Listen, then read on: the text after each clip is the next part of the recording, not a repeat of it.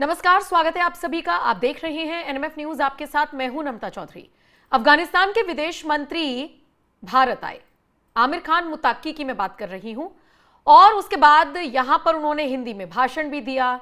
इसके अलावा भारत, पाकिस्तान, सऊदी, इन देशों पर बात भी की। और उसके बाद हमने देखा कि वो सीधा पहुंच गए देवबंद। और जब वो देवबंद पहुंचे तो यहां पर सैकड़ों की तादाद में मुसलमान मौजूद थे उनका स्वागत करने के लिए। यानी देवबंद के मुसलमान खुश थे और इसीलिए स्वागत कर रहे थे। फिर हमने आपको इसमें अपनी एक डिटेल रिपोर्ट भी दिखाई, जिसमें हमने बताया कि तालिबान का देवबंद से क्या कनेक्शन है और क्यों देवबंदी मुसलमान खुश हैं।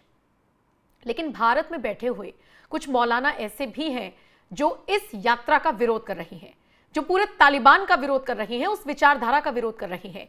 यानी कि मुस्लिम नेता मौलाना जो भारत के हैं वो आपस में बटे हुए नजर आ रहे हैं। अफगानिस्तान के विदेश मंत्री मुत्ताकी के दौरे के बाद कैसे बटे हुए हैं, सबसे पहले आप अरशद मदनी को सुनिए।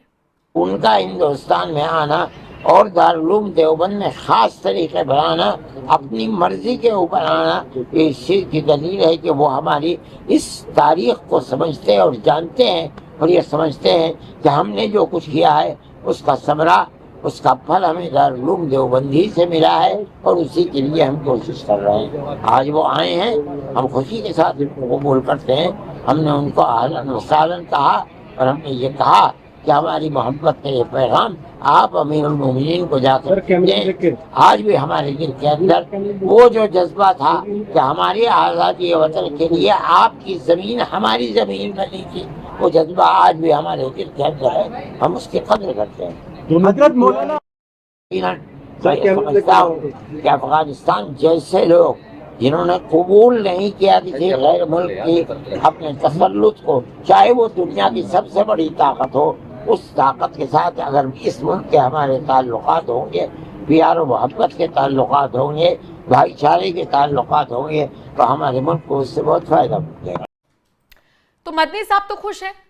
मुस्लिम नेता और मुस्लिम लोगों के हितैषी बनने वाले AIMIM अध्यक्ष ओवैसी का भी एक बयान वायरल है। आइए उनका बयान भी सुन लीजिए। मैं तो वेलकम करूंगा इसको। मैं तो 2016 में पार्लियामेंट में खड़े होकर कहा था कि तालिबान आएगा, आप बात करिए। जब कई मीडिया के लोग, पॉलिटिकल बीजेपी के लोग गाली दिए मुझे, ये देखो तालिबान की बात कर रहा है। मेरी स्पीच है, मैं आपको बताऊंगा। इंटरव्यू 2016 मैंने कहा बात करिए उनसे, क्योंकि हम देखिए हमारे लिए बहुत, ये छाबा रिपोर्ट बना हमारे लिए बहुत जरूरी है, जो ईरान में हम बना रहे हैं। उससे हम अफगानिस्तान में जाएंगे। हम कैसे इन्फ्लुएंस छोड़ देंगे उस इलाके का चीन और पाकिस्तान के लिए। वो यहां पर उनका फॉरेन मिनिस्टर है और पाकिस्तान की एयरफोर्स ने बमबारी कर दी वहां पर। आप देख रहे कैसा हो रहा है।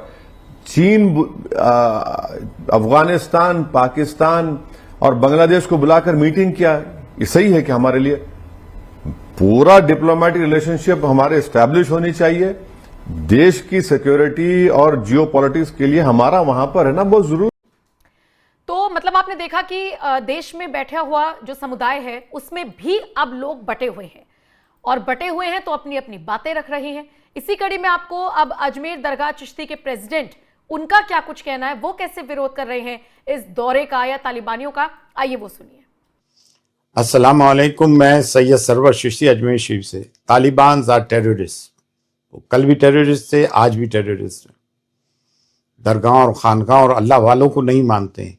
रहमान बाबा को इन्होंने कब्र से निकाल के फ्रंटियर में पेड़ पे लटकाया, कब्र से निकाल कर लोगों की गर्दनें काट के उससे फुटबॉल खेली। पेशावर में स्कूल के बच्चों को, 100 से ज्यादा बच्चों को शहीद किया। मस्जिदों में, दरगाहों में, खानकाहों में मुहर्रम के जुलूस में बम ब्लास्ट करते हैं, जगह जगह बम ब्लास्ट करते हैं। इस्लाम को रुस्वा करते हैं, मानवता को, इस्लाम को, इंसानियत को रुस्वा करते हैं। बामियान में इन्होंने बुद्धिस्ट आइडल्स को ब्लास्ट किया। लोगों के दूसरों के मजहबी जज्बात को मजरूह करते हैं। ये कब किसके सगे हुए हैं मुझे बताया। ये अपने आप को मुसलमान कहते हैं, ये इस्लाम के ख्वाह बनते हैं। अपनी टेबल पर परचम लगा के ला इलाहा इल्लल्लाह मोहम्मद रसूलुल्लाह सल्लल्लाहु अलैहि वसल्लम का परचम लगाते हैं। गज़ा में जो मुसलमानों के साथ जुल्म होता है, इनका क्या रोल है? कोई रोल नहीं। फिलिस्तीन में इनका क्या रोल है? कोई रोल नहीं। तालीम निस्वा को इस्लाम प्रमोट करता है, और ये औरतों को, स्त्रियों को, फीमेल्स को आप प्रेस कॉन्फ्रेंस में आने से रोकते हैं। उनको मना करते हैं आज के इस दौर में, और हमारी सरकार इनके सामने नतमस्तक हो जाती है। अफसोस की बात है, कल तक तो मीडिया इनकी बहुत मुखालिफत कर रहा था। बर साहब जो संभल के मरहूम मेंबर ऑफ पार्लियामेंट थे, उनके ऊपर इन्होंने देशद्रोह का मुकदमा चला दिया जब इन्होंने तालिबान की हिमायत की। मौलाना सज्जाद नुमानी को किस तरह से हजरत को कंडेम किया जब उन्होंने तालिबान की हिमायत की, और आज ये उसी के गुणगान कर रहे हैं। एक चीज से सबक लेना चाहिए हमारी सरकार को। सोवियत यूनियन की जंग में जब पाकिस्तान ने इनका सपोर्ट किया और ये आज पाकिस्तान के नहीं है, तो क्या ये हम, जबकि दोनों मुस्लिम कंट्रीज हैं, तो क्या ये हमारे भारत के होंगे? ये कभी नहीं हो सकते हैं। इस देश की सालमियत, सिक्योरिटी, पीस से रहने का सिर्फ एक ही रामबाण है, और वो ये है कि हिंदू और मुस्लिम में दोस्ती, यहाँ कम्युनल हार्मनी प्रिवेल करे, या सेंस ऑफ जस्टिस हो, आदिवासी, दलित, माइनॉरिटीज पे जुल्म बंद हो, हम प्यार मोहब्बत से रहें, तो हमें फिर दुनिया की किसी ताकत से खतरा नहीं है। और इन लोगों से दोस्ती जो जालिम और जाबिर हैं, अल्लाह। तो अफगानिस्तान के विदेश मंत्री आमिर खान मुत्तकी का भारत दौरा कई मायनों में अहम रहा, क्योंकि अफगानिस्तान वो देश है जिस पर अमेरिका की नजर है। वहां पर जो रेयर अर्थ मिनरल्स हैं उनको अमेरिका अपने कब्जे में लेना चाहता है। दिलचस्प बात यह है कि अफगानिस्तान को अमेरिका में कोई इंटरेस्ट नहीं है, वो भारत के साथ आने के लिए तैयार है। 70% रेयर अर्थ मिनरल्स पर चाइना का कब्जा है, और जो बचे हुए 30% है उसको वो ऑफर कर रहा है खुद भारत को। भारत के साथ वो अपने रिश्ते अच्छे करना चाहता है, क्योंकि वहां पर इंफ्रास्ट्रक्चर के लिए, पढ़ाई के लिए, लिखाई के लिए आगे बढ़ना है। और 2021 में देखिए अफगानिस्तान में तख्ता पलट हुआ था, तब तालिबानी सत्ता में बैठे थे। जिस तरीके की तस्वीरें उस वक्त आई थी, किसी ने नहीं सोचा था कि शांति का माहौल अफगानिस्तान में बनेगा।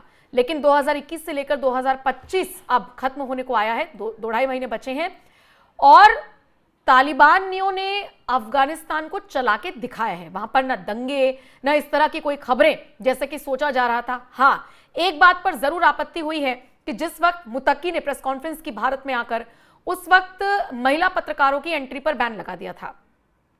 बहुत सारे लोगों ने मोदी सरकार पर तंज कसने की कोशिश की, लेकिन यहां पर समझना होगा कि अगर अफगानिस्तान की एम्बेसी किसी को बुला रही है तो ये पूरी तरीके से उनका फैसला है। वो किसे बुलाती है, किसे नहीं बुलाती है, किसकी एंट्री पर बैन लग रहा है, किस आदमी को न्योता दिया गया है, सब एम्बेसी का फैसला होता है। इसमें सरकार को लेकर जिस तरीके से घृणा यहां पर बैठकर कुछ लोगों ने दिखाई, उसका कोई फायदा नहीं है। हाँ, रेडिकलाइज लोग हैं तालिबान में। अभी हाल फिलहाल इंडियन एयरफोर्स के एक्स पायलट अक्षय चोपड़ा मेरे साथ जुड़े थे, उन्होंने भी ये बात बताई, रेडिकलाइज लोग हैं, लेकिन धीरे धीरे जब वो बढ़ेंगे ग्रोथ की तरफ, जब वो बढ़ेंगे इंफ्रास्ट्रक्चर की तरफ, और जब वो बढ़ेंगे भारत के साथ दोस्ती का हाथ बढ़ाकर आगे, तो बिल्कुल जो विचार होते हैं वो बदलते हैं, सीखते हैं लोग एक दूसरे से। तो देखने वाली बात ये होगी कि बदलाव आता है या नहीं। लेकिन इन सब के बीच इतना मानकर चलिए कि तालिबान मामले पर और मुत्तकी के भारत आने पर यहां के मौलाना आपस में भिड़ते हुए नजर आ रही हैं। अलग अलग सोच है और उसी विचारधारा को वो आगे बता रही हैं। फिलहाल इस खबर पर आपका क्या कुछ कहना है और आपकी राय क्या है? कमेंट सेक्शन में आप अपनी राय हमें जरूर दीजिएगा।